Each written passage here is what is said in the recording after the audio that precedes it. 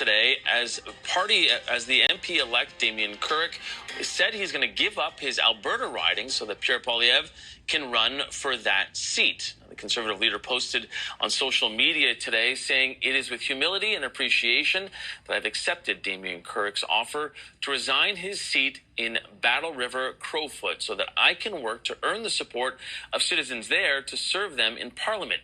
Damien's selfless act to step aside temporarily as Member of Parliament shows his commitment to change and restoring Canada's promise."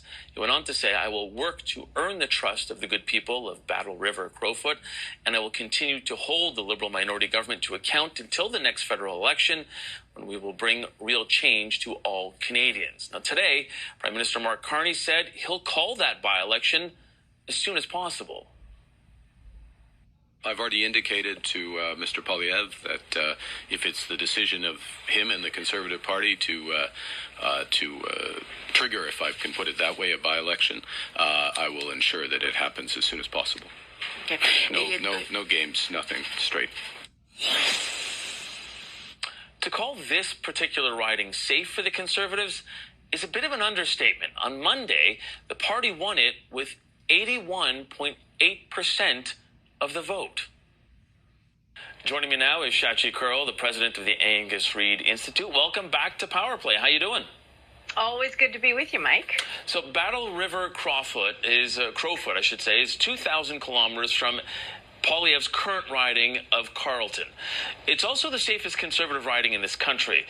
Is that the simple answer for why Pierre Poilievre is going there to run in a by-election?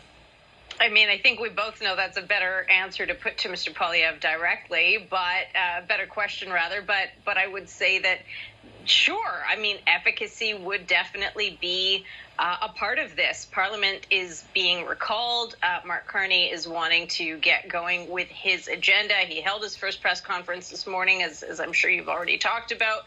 And so we are into a place where it does not do, and it will not do for the person who wants to stay on as leader of the Conservative Party to not have a place in Parliament, not be able to really be the person managing and conducting his caucus in the business of Parliament. You know, the ins and outs, committee level tactics and strategies, ensuring, especially for newer rookie MPs, that, you know, they're showing up for votes on time, all of those things. Some of that, the work can be the work of the House leader, but of course, you know, Poilievre is going to want to be able to demonstrate to Canadians that here he is in the House with his expanded caucus, doing the work of the opposition. Maybe not the place he wanted to be, but certainly that's what he's going to have to show. And we recognize and remember the extent to which Jagmeet Singh, now the outgoing NDP leader, struggled early on in his time as NDP leader, not having a seat in Parliament. Yeah, I'm interested, though. This type of move doesn't happen very often. I mean, frankly, the leader of a party normally wins his own seat. So what do you think could be the reaction from voters in that riding who just voted for Damien Currick?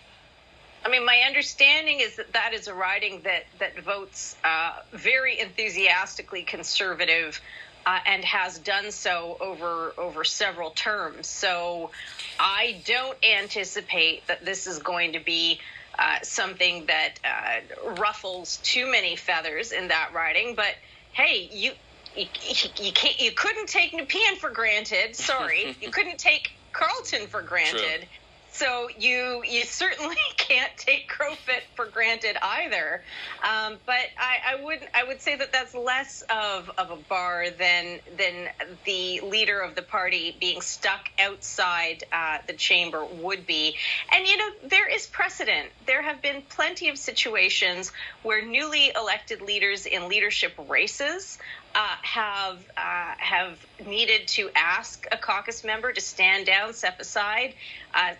Jean Chrétien was a leader without a seat in the early parts of his leadership, particularly just after 1990, had to run, I believe, in New Brunswick before coming back to his old riding of Shawinigan. It has happened before. It probably will happen again. a little bit lack of, not exactly ideal if you're Pierre Poilievre, but, he doesn't really have the time at this moment to be too choosy about the instrument by which he returns into the parliamentary chamber. Yeah, and I was struck by how Prime Minister Carney said, look, I'm not going to play any games here. I'm going to do this as soon as I can. I'm going to call a by-election so that Mr. Poilievre can come into the House of Commons. Polling data from your firm shows that 9 in 10 Canadians are concerned about the prospect of a recession within a year. So how much pressure will there be on all political leaders, do you think, to make this parliament work when it is all finally constituted again? Look, I think that the tone change that Mark Carney signaled during the campaign, it was a lot less flinty, a lot less in terms of its tone, not necessarily the policies or the positioning, but in terms of tone towards Poilievre. And in turn, we saw the handshake at the debate, for example.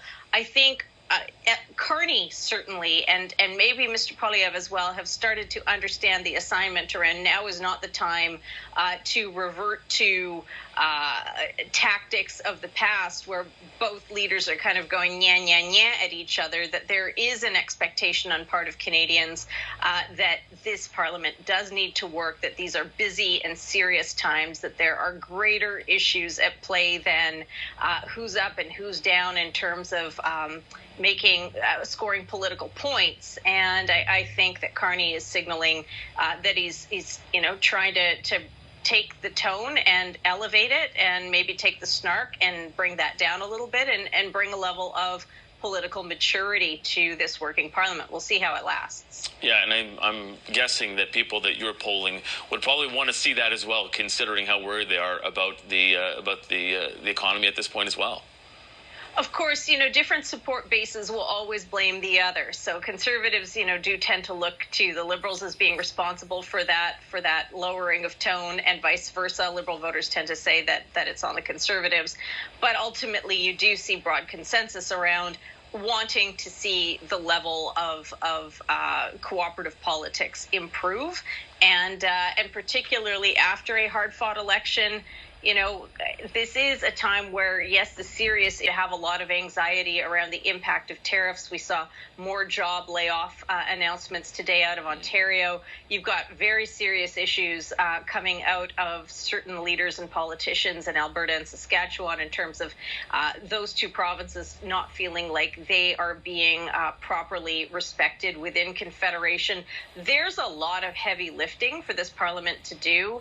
And as the season turns, Canadians themselves are perhaps less inclined to be following the day in, the day out of the political machinations, and more just looking to Parliament and government to get it done.